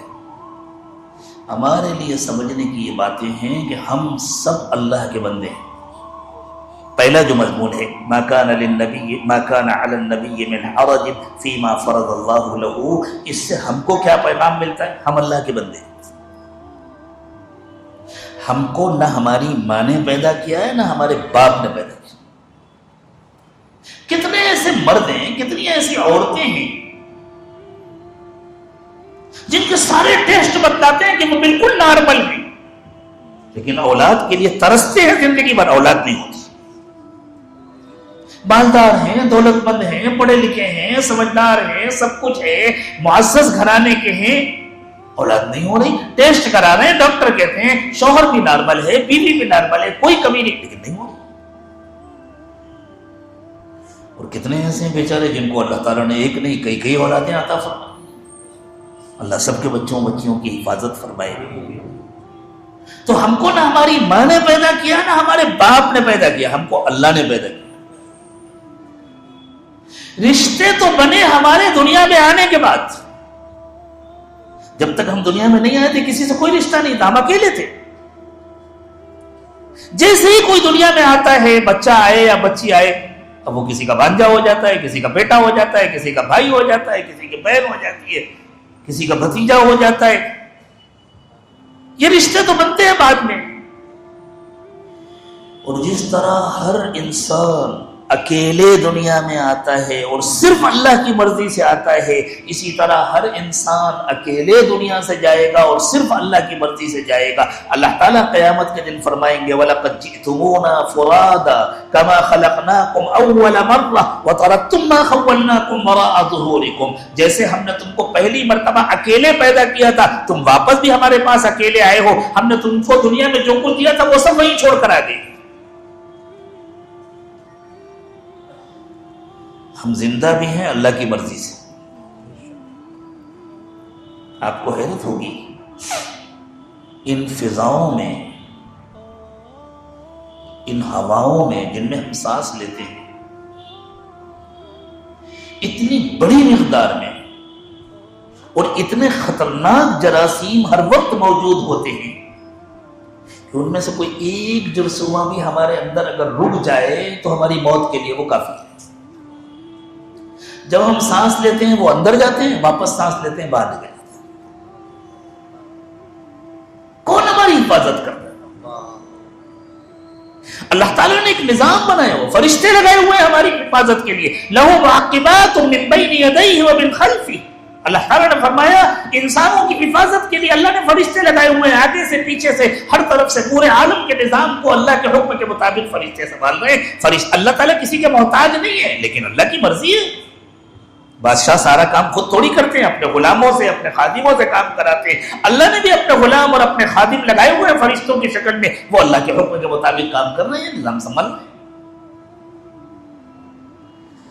ہم کو جلاتے بھی اللہ ہیں، ہم کو کھلاتے اور پلاتے بھی اللہ ہیں. جب تک اللہ چاہتے ہیں ہم زندہ رہیں گے، اور جب اللہ چاہیں گے ہم مر جائیں گے. اور ہماری پوری زندگی ریکارڈ ہو رہی، پوری زندگی ریکارڈ ہو رہی. قیامت کے دن جب آئیں گے اللہ کے پاس، وَوَجَدُوا مَا عَمِلُوا حَاضِرًا، جو کچھ کیا ہے سب سامنے موجود ہوگا. انسان حیرت کے ساتھ کہے گا مَا لِهَذَا الْكِتَابِ لَا يُغَادِرُ صَغِيرَةً وَلَا كَبِيرَةً إِلَّا أَحْصَاهَا. یہ کیسا زندگی کا ریکارڈ ہے، میری زندگی کا کوئی چھوٹا بڑا عمل ایسا ہے ہی نہیں کہ اس میں نہ ہو. فَمَن يَعْمَلْ مِثْقَالَ ذَرَّةٍ خَيْرًا يَرَهُ. ذرہ برابر نیکی بھی سامنے آئے گی. وَمَن يَعْمَلْ مِثْقَالَ ذَرَّةٍ شَرًّا يَرَهُ. ذرہ برابر گناہ بھی سامنے آئے. جب آپ کو اللہ نے پیدا کیا ہے، کسی اور نے نہیں پیدا کیا. زندگی اللہ نے دی، کھانے پینے کو اللہ دیتے ہیں، جلاتے اللہ ہیں. موت اللہ کے حکم سے آئے گی، ہمیں اللہ کے پاس جانا ہے، اللہ کو جواب دینا ہے. ہماری پوری زندگی ریکارڈ ہو رہی ہے، تو پھر ہمیں کہنا کس کا ماننا چاہیے؟ اس میں ہمیں کسی کی پرواہ کرنی چاہیے؟ ملک والے کیا کہیں گے، قوم کیا کہے گی، خاندان کیا کہے گا، فلاں کیا کہے گا. کتنی رکاوٹیں ہمارے لیے ہوتی ہیں. تو اللہ کے نبی صلی اللہ علیہ وسلم ہمارے لیے نمونہ ہیں. جس طرح اللہ تعالیٰ نے اپنے نبی صلی اللہ علیہ وسلم سے فرمایا کہ آپ کسی کی پرواہ نہ کریں، جو اللہ کہہ رہے وہ کریں. یہی حکم قیامت تک کے لیے ہر ایمان والے کے لیے اللہ کی طرف سے ہے. کسی کی پرواہ نہ کرو، جو اللہ کہہ رہے وہ کرو. لڑائی مت کرو، جھگڑا مت کرو، لیکن اللہ کا حکم پورا کرنے میں کسی کی پرواہ مت کرو. یہ پیغام ہے ما کان علی النبی من حرج فیما فرض اللہ له. اور ہر زمانے میں ایمان والوں نے اس پیغام کو سمجھا اور وہی کیا. موت قبول کر لی لیکن اللہ کی نافرمانی نہیں کی. خود اللہ تعالیٰ نے ایمان والوں سے فرمایا ام حسبتم ان تدخلوا الجنہ ولما یأتکم مثل الذین خلوا من قبلکم. تم نے کیا سمجھا ہے یوں ہی مفت میں جنت مل جائے گی، بس تم نے کلمہ پڑھ لیا اور جنت مل جائے گی؟ اپنے پہلے والوں کو دیکھو کہ ان پر کیسے کیسے حالات آئے ہیں. ابھی تو تم پر ایسے حالات نہیں آئے. مستهم البأساء والضراء. اللہ کا کہنا ماننے کے نتیجے میں ان کو بھوک برداشت کرنی پڑی، ظلم برداشت کرنا پڑا، مختلف تکلیفوں کے دور سے گزرے. وزلزلوا، اور ایسے حالات آئے، ایسے ہلائے گئے، ایسے جھنجھوڑے گئے، حتی حتی یقول الرسول والذین آمنوا معه متی نصر اللہ، حتیٰ کہ اللہ کے رسول اور ایمان والے پکار اٹھے کہ بس اب اللہ کی مدد آئے گی تبھی ہم بچ سکیں گے، اللہ کی مدد کب آئے گی؟ تب اللہ کی طرف سے پیغام آیا الا ان نصر اللہ قریب، مطمئن رہو اللہ کی مدد آ رہی ہے۔ یہ ہمارے لیے پیغام، ہم دنیا سے جھگڑا نہ کرتے ہوئے، ہم زبردستی لوگوں کو دشمن نہ بنائیں، لیکن ہمارے لیے جو اللہ کا حکم ہے اس کو پورا کرنے میں ہم کسی کی پرواہ نہ کریں، حتیٰ کہ والدین مخالفت کریں تو ان کی بھی پرواہ نہیں، گھر والے مخالفت کریں تو ان کی بھی پرواہ نہیں۔ یہ خاندان، یہ رسم و رواج سمجھایا جاتا ہے، بھائی شادی بیاہ کرتے ہو ذرا سنت کے مطابق، نہیں مولوی صاحب ہمارے گھر میں تو ایسے ہی ہوتا ہے۔ تو تمہارا گھر تمہارا رب ہے، تمہارا خاندان تمہارا خدا ہے، اللہ کے رسول سے کہا جا رہا ہے جو اللہ کا حکم ہے وہ پورا کیجیے، تو ہم کیا چیزیں؟ یہ ایک پیغام۔ دوسرا پیغام یہ ہے کہ انسانوں کا، خاص طور سے ایمان والوں کا، حضور اکرم صلی اللہ علیہ وسلم سے رشتہ کیا ہے؟ ہمارا رشتہ اللہ کے نبی صلی اللہ علیہ وسلم سے یہ ہے کہ ہم امتی ہیں، حضور اکرم صلی اللہ علیہ وسلم ہمارے رہبر ہیں، حضور اکرم صلی اللہ علیہ وسلم اللہ کے نبی ہیں، اور اللہ کے نبی اور ایک امتی کے درمیان جو رشتہ ہے وہ صرف قانون کا نہیں ہوتا۔ یہی دھوکہ ہوا تھا یہودیوں کو، انہوں نے اللہ کے دین کو صرف ایک قانونی ڈھانچہ سمجھ لیا تھا۔ یہ رشتہ صرف قانون کا نہیں ہوتا، یہ رشتہ صرف ظاہری زندگی کا نہیں ہوتا، یہ رشتہ روح کا بھی ہوتا ہے، یہ رشتہ دل کا بھی ہوتا ہے۔ جس طرح اللہ تعالیٰ نے ہمارے جسمانی نظام کے لیے اسباب پیدا فرمائے ہیں، کرنے والے اللہ ہیں۔ ہمیں روشنی کہاں سے ملتی ہے؟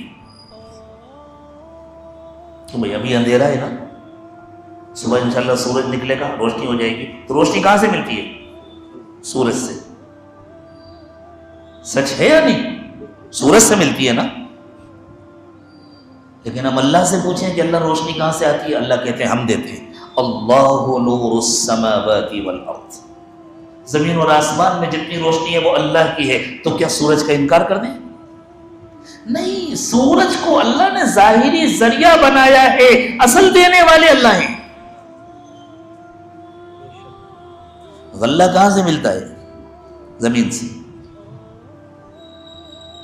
انہی چیزوں سے تو ناسمجھ انسانوں کو دھوکہ ہوتا ہے، وہ سورج نمسکار شروع کر دیتے ہیں، وہ دھرتی کو ماتا بنا لیتے ہیں، اس کی پوجا شروع کر دیتے ہیں۔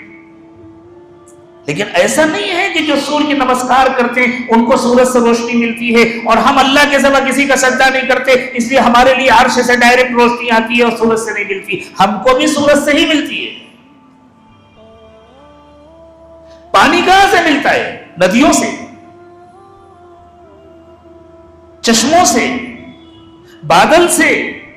لیکن اللہ سے پوچھو پانی کون دیتا ہے؟ اللہ کہتے ہیں ہم دیتے ہیں۔ تو حقیقت میں اللہ ہی دیتے ہیں، لیکن اللہ نے دنیا کو دارالاسباب بنایا، زمین کو سبب بنایا، سورج کو سبب بنایا روشنی کے لیے، زمین کو سبب بنایا پانی کے لیے، بادلوں کو سبب بنایا پانی کے لیے، زمین کو سبب بنایا غذاؤں کے لیے۔ غلے سارے زمین سے پیدا ہوتے ہیں، جڑی بوٹیاں ساری زمین سے پیدا ہوتی ہیں، اور دوائیں ساری زمین میں پیدا ہوتی ہیں۔ تو یہ اللہ تعالیٰ نے ایک ظاہری نظام بنایا ہے، حقیقت میں کرنے والی ذات اللہ کی ہے۔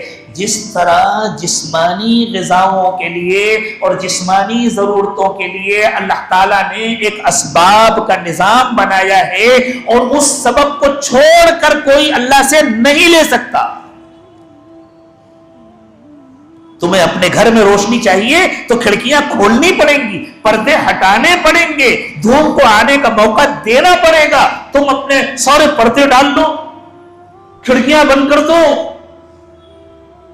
دروازے بند کر دو، اور بیٹھ کر کے دو اللہ آپ زمین اور آسمان کے نور ہیں، اللہ آپ تو سورج کے محتاج نہیں ہیں، میرے گھر کو روشن کر دیجئے تو شاید عذاب آئے گا۔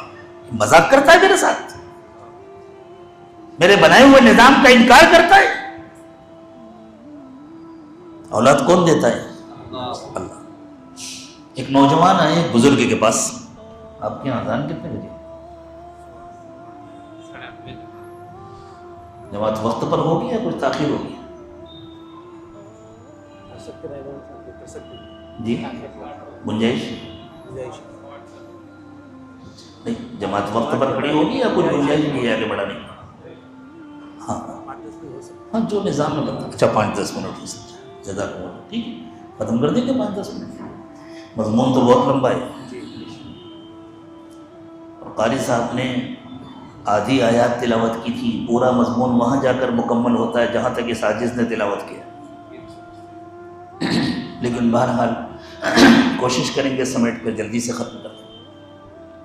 اولاد کون دیتا ہے؟ اللہ دیتے ہیں نا۔ ایک نوجوان آئے ایک بزرگ کے پاس، حضرت بڑی تمنا ہے کوئی بیٹا ہو، میں اس کو حافظ بناؤں گا، عالم بناؤں گا، دین کا داعی بناؤں گا، دعا کر دیجیے اللہ مجھے بیٹے دے۔ حضرت نے کہا ٹھیک ہے میں دعا کروں گا۔ تہجد میں دعا مانگی اس کا نام لے کر، وہ چلا گیا۔ کچھ دنوں کے بعد آیا، کیا ہوا بھائی کچھ خوش کو؟ نہیں حضرت اب تک تو کچھ بھی نہیں ہوا، بس حضرت دعا کر دیجیے ایک بیٹا ہو گیا۔ حضرت نے کہا اچھا ٹھیک ہے پھر دعا کرو۔ اس طرح 1 سال گزر گئے۔ اللہ والوں کو تعجب ہوا کہ میں تو جو دعا مانگتا ہوں اللہ قبول کر لیتے ہیں، کیا رکاوٹ ہو رہی ہے؟ اس سے بولا کہ یہ مطلب تمہاری شادی کب ہوئی تھی؟ حضرت ابھی شادی ہوئی نہیں، بس بات چیت چل رہی ہونے والی۔ نکالو اس کو کم وقت کو باہر، یہ مجھ سے اللہ کا قانون بدلوانا چاہتا ہے۔ تو دیکھو اللہ تعالیٰ نے جو اسباب کی دنیا بنائی ہے اس میں اولاد کے لیے نکاح ضروری ہے نا، لیکن اللہ چاہے تو اس کے بغیر پیدا کرتے، ہم اللہ کو مجبور نہیں کر سکتے۔ اللہ نے حضرت آدم کو پیدا کیا نا، حضرت حوا کو پیدا کیا، حضرت مریم کا نکاح نہیں ہوا اور حضرت عیسیٰ کو پیدا کیا۔ اللہ چاہتے ہیں تو اپنی قدرت کا نمونہ دکھاتے ہیں، لیکن ہم اللہ سے ایسا مطالبہ نہیں کر سکتے۔ سمجھو اس کو۔ اب اگر کوئی کہے یہ فلاں کا بیٹا ہے تو یہ شرک ہو گیا، بیٹا تو اللہ پیدا کرتے ہیں، باپ کی طرف کیسے نسبت ہو رہی؟ یہ فلاں کھیت کا غلہ ہے زمین سے تو یہ شرک ہو گیا، مطلب یہ شرک ہے، یہ توحید کے خلاف ہے۔ اس قسم کے فتوے دیے جاتے ہیں، ابھی آگے بڑھ کر کے سنیے گا تو سمجھ میں آئے گی بات۔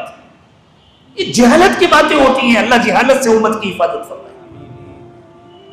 تو جس طرح جسمانی زندگی کے لیے، ہماری ظاہری زندگی کے لیے اللہ تعالیٰ نے ایک نظام بنایا ہے اسباب کا،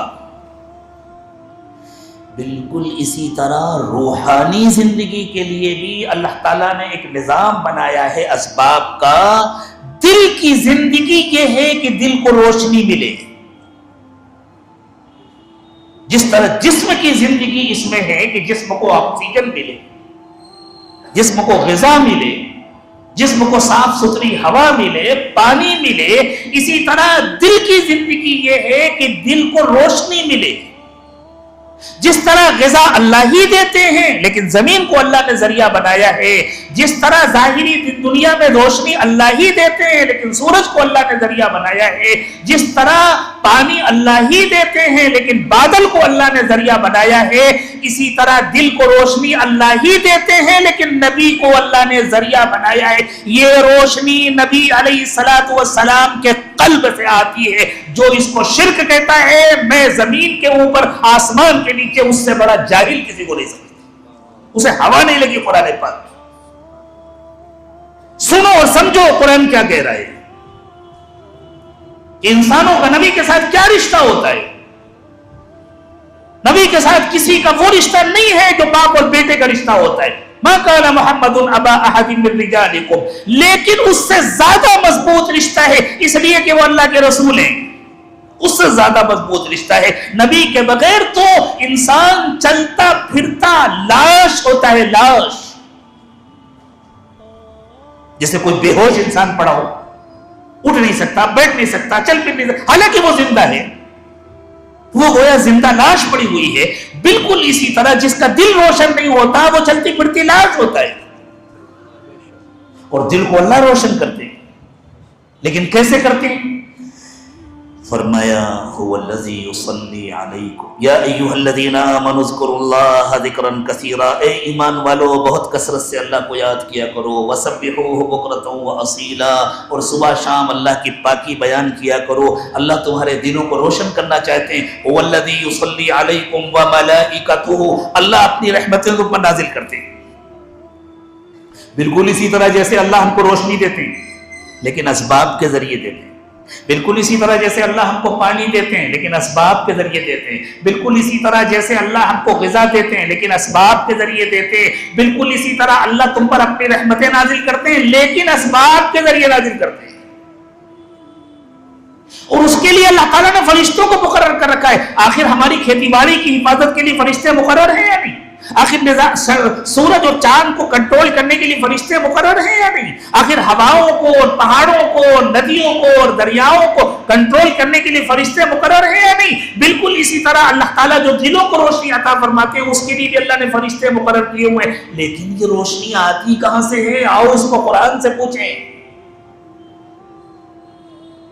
هو الذی یصلی علیکم وملائکتہ، اللہ تم پر اپنی رحمتیں نازل فرماتے ہیں۔ اللہ کے مقرر کیے ہوئے فرشتے ہیں جو اس نظام کو کنٹرول کرتے ہیں اللہ کے حکم سے، اور تم پر اپنی رحمتیں نازل فرماتے ہیں۔ کیوں؟ لِيُخْرِجَكُم مِّنَ الظُّلُمَاتِ إِلَى النُّورِ، تاکہ تمہارے دلوں کا اندھیرا ختم ہو جائے اور تمہارے دلوں کو روشنی ہو جائے، مل جائے۔ وَكَانَ بِالْمُؤْمِنِينَ رَحِيمًا، اللہ ایمان والوں کے لیے بڑے مہربان ہیں۔ یہ قرآن پاک کا کمال ہے کہ جو بہت دقیق مضامین ہوتے ہیں جو ہر ایک کے سمجھنے کے نہیں ہوتے۔ ہر آدمی اس قابل نہیں ہوتا کہ بس قرآن شریف، بخاری شریف، تیسرے ہم شریف۔ یہ نہایت شریف حماقت ہے۔ ہر آدمی اس قابل نہیں ہوتا کہ ان گہری باتوں کو سمجھے، اس لیے سمجھداروں پر اعتماد کرنا پڑتا ہے، بڑوں پر اعتماد کرنا پڑتا ہے۔ تو اس کے لیے اللہ تعالیٰ قرآن پاک میں پردے ڈال دیتے ہیں تاکہ ہر آدمی نہ سمجھے، ورنہ ہر آدمی اپنے اٹکل لگانا شروع کر دے گا، اندازوں سے بات کرنا شروع کر دے گا۔ اللہ پردے ڈال دیتے ہیں، تو درمیان میں اللہ نے پردہ ڈالا۔ وہ پردہ کیا ہے؟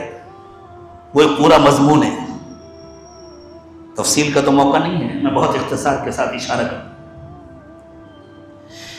دنیا میں پیغمبر کے سوا کوئی معصوم نہیں ہے، صرف نبی معصوم، کوئی معصوم نہیں۔ آخری سانس تک ہر ایک کے لیے خطرہ ہے، کب شیطان حملہ کر دے۔ اسی لیے جو اللہ کا جتنا بڑا ولی ہوتا ہے وہ اللہ سے اتنا ڈرتا ہے، وہ اتنی عاجزی کے ساتھ کہتا ہے ربنا لا تزغ قلوبنا بعد اذ ہدیتنا وہب لنا من لدنک رحمہ انک انت الوہاب۔ پروردگار عالم، آپ نے ہدایت کی جو نعمت عطا فرمائی آخری سانس تک ہمیں اس سے محروم نہ کیجیے۔ ہر شخص آخری سانس تک ڈرتا ہے۔ اگر کسی کو یہ خوشخبری سنا دی جائے کہ اب تمہارے لیے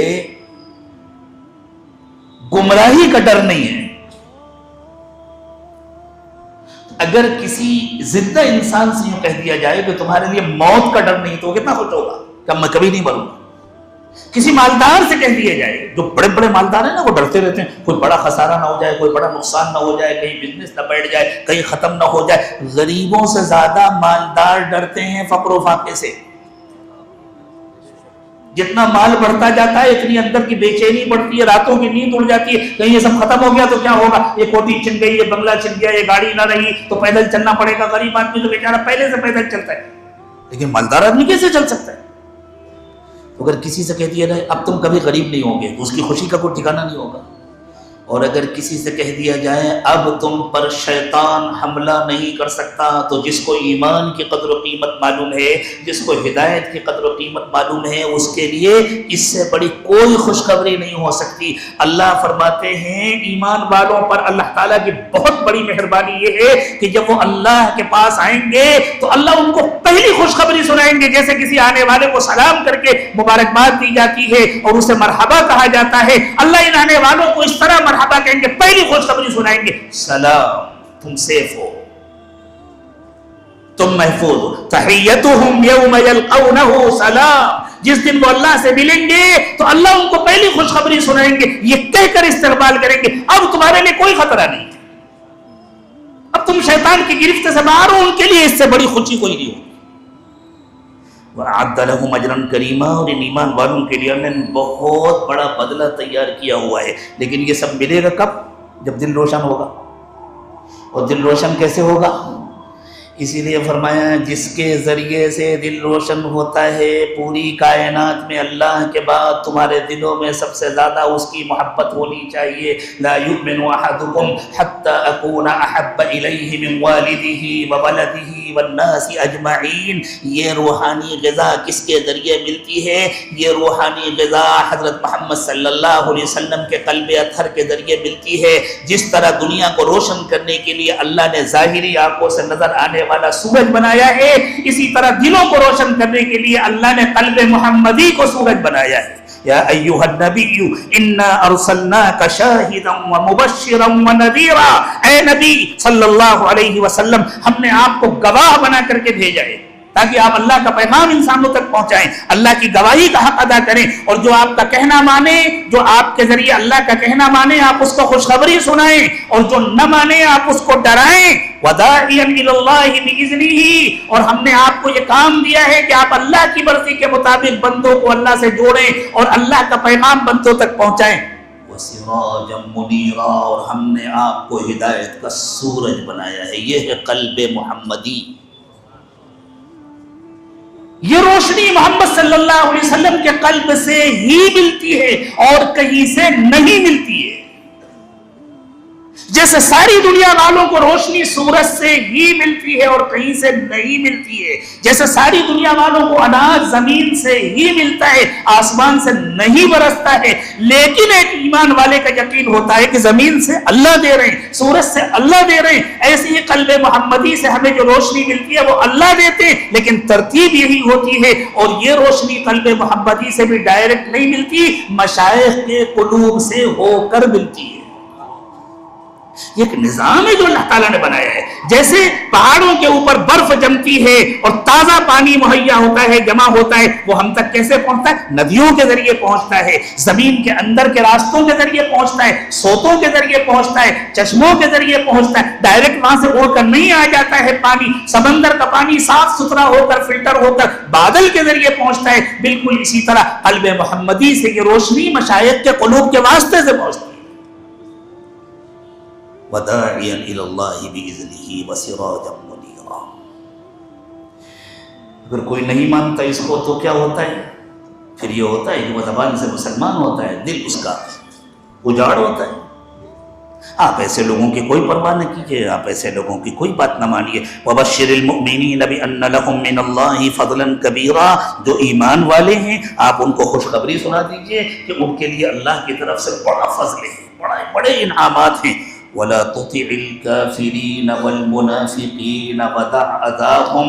جو مکمل دین کا انکار کرتے ہیں وہ کافر ہیں, جو اپنے کو مسلمان تو کہتے ہیں لیکن اللہ کے بنائے ہوئے اس نظام کا انکار کرتے ہیں وہ منافق ہیں. آپ نہ کسی کافر کی پرواہ کیجئے نہ کسی منافق کی پرواہ کیجئے. وَلَا تُطِعِ الْكَافِرِينَ وَالْمُنَافِقِينَ وَدَعْ أَذَاهُمْ. اور وہ اگر آپ کو تکلیف پہنچاتے ہیں تو آپ ان کی تکلیفوں کی بھی پرواہ نہ کیجئے. وَتَوَكَّلْ عَلَى اللَّهِ. اللہ پر بھروسہ کیجئے. وَكَفَى بِاللَّهِ وَكِيلًا. ہر کام بنانے کے لیے اللہ کافی ہیں, آپ کو اللہ کے سوا کسی اور کی ضرورت نہیں. یہ ہیں مضامین قرآن پاک کی ان آیات کریمہ. اللہ تعالیٰ ہمیں قرآن سمجھنے کی توفیق عطا فرمائے. قرآن کے نور سے اللہ ہمارے دلوں کو منور فرمائے. آپ کو اندازہ ہو گیا ہوگا ہمارے مشائخ کی جو باتیں ہوتی ہیں وہ اڑی اڑائی نہیں ہوتی, وہ ہوائی باتیں نہیں ہوتی. ان کی بنیاد قرآن پاک اور احادیث مبارکہ کے گہرے علوم پر ہوتی ہے, اور ان گہرے علوم تک ہر ایک کی رسائی نہیں ہو پاتی.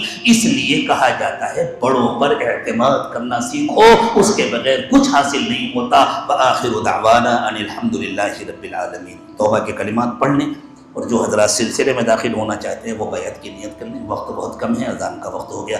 بسم اللہ الرحمن الرحیم.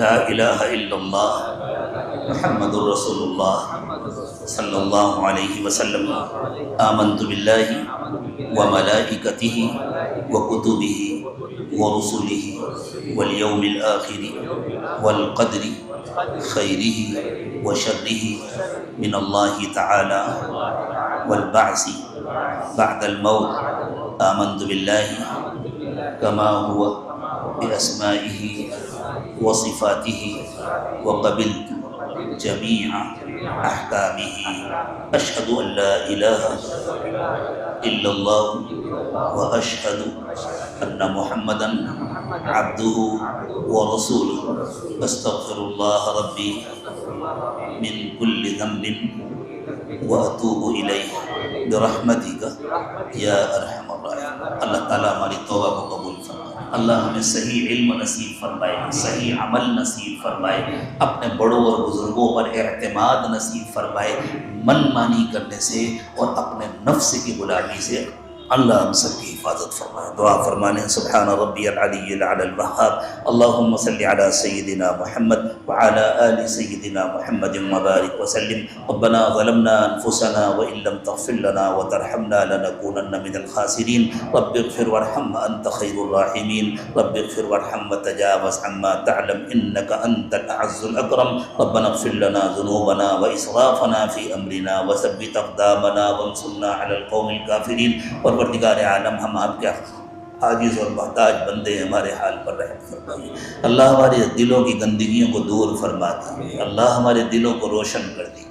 اللہ ہمارے دلوں کو روشن کر دیجیے. اللہ آپ کی وہ رحمتیں، وہ برکتیں، وہ تجلیات جو ہر وقت رسول پاک صلی اللہ علیہ وسلم کے قلب اطہر پر نازل ہوتی ہیں، اللہ ہمیں ان کا فیض نصیب فرما دیجیے. اور اللہ ہمارے دلوں کی ظلمت و تاریکی دور فرما دیجیے. اللہ آپ ہم سے راضی ہو جائیے، اپنے رضا والے اعمال نصیب فرمائیے، اپنی ناراضگی سے اور ناراضگی کے اسباب سے حفاظت فرمائیے. اللہ ہر وقت اپنی یاد نصیب فرمائیے، اپنا ذکر نصیب فرمائیے، اپنا دھیان نصیب فرمائیے. ایک پل کی غفلت سے بھی ہماری حفاظت فرمائیے. دین دنیا کی سعادتوں سے مالا مال فرمائیے.